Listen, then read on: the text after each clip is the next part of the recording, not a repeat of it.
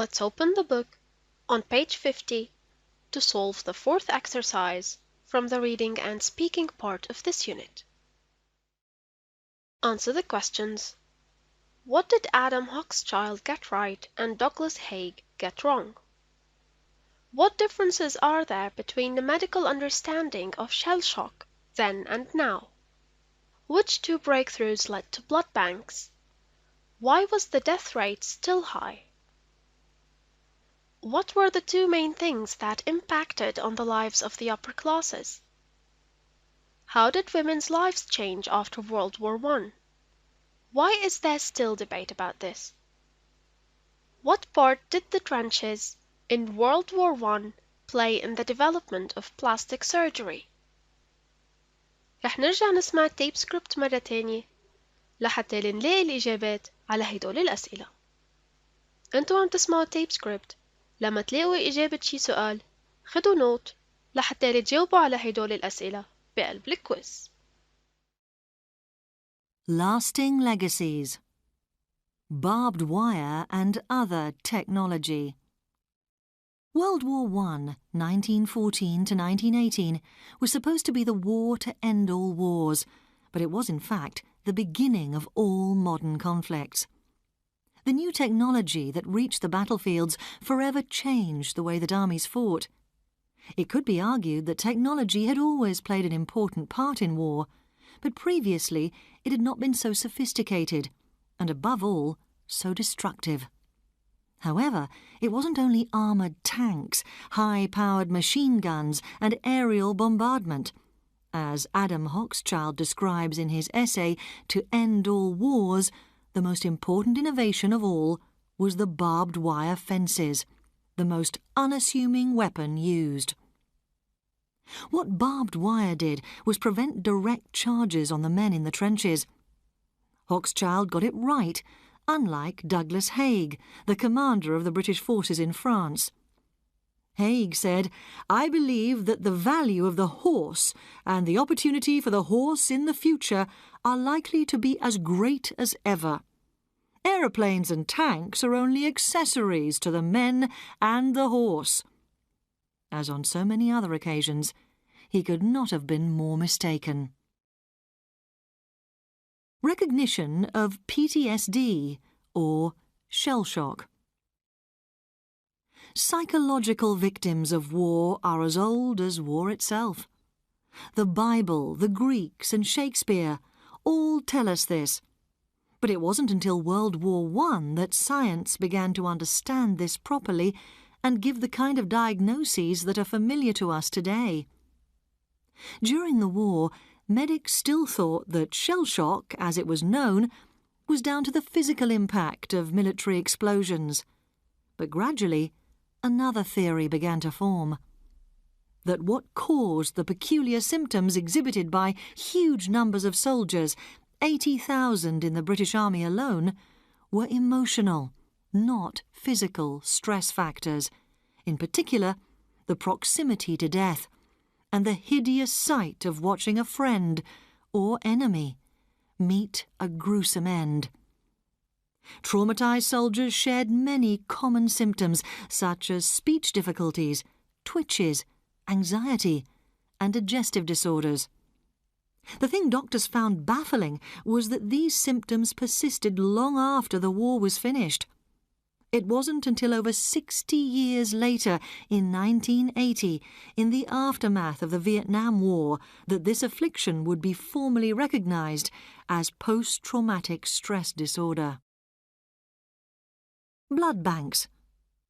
The first blood banks, called blood depots, were set up by Oswald Hope Robertson, a medical scientist and US Army officer while serving in France in 1917. Just before the war in 1914, it had been discovered that transfused blood could be prevented from clotting if mixed with sodium citrate. In the same year, it was established that blood could be stored in refrigerators. These two huge breakthroughs paved the way for Robertson's blood depots. Prior to this, blood transfusions had had to be made vein to vein, directly from donor to patient. Medics used the preserved blood at casualty stations for wounded soldiers.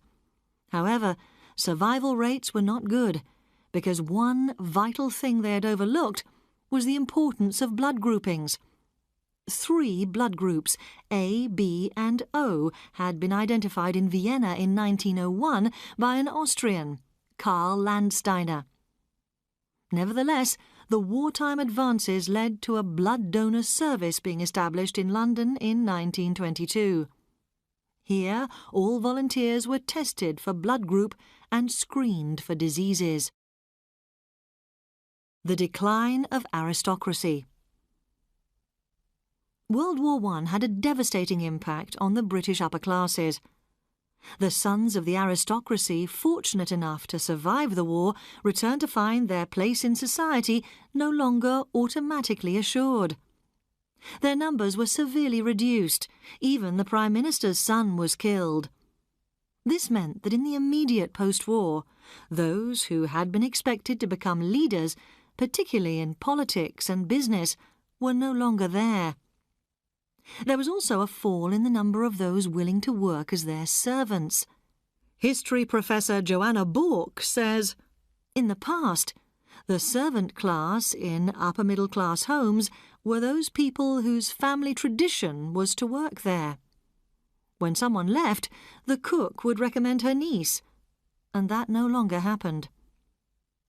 The introduction of conscription had turned a professional army into a civilian one.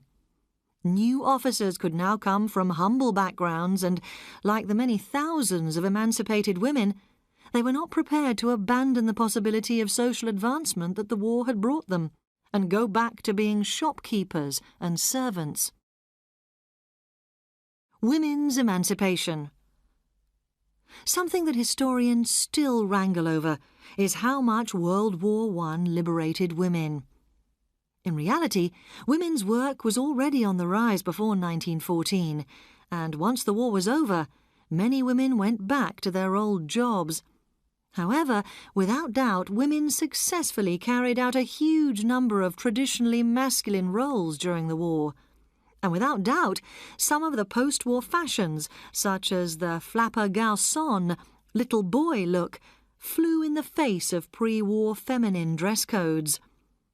Also, crucially, it was after the war that women in certain countries achieved the most important political right, the right to vote. In Great Britain, they could vote from the age of 30 in 1918. In Germany, they could vote in 1919. In the US, women could vote in all states from 1920. But in France, not until 1944, towards the end of World War II. Broken faces. The first plastic surgery. Modern surgery was born in World War I.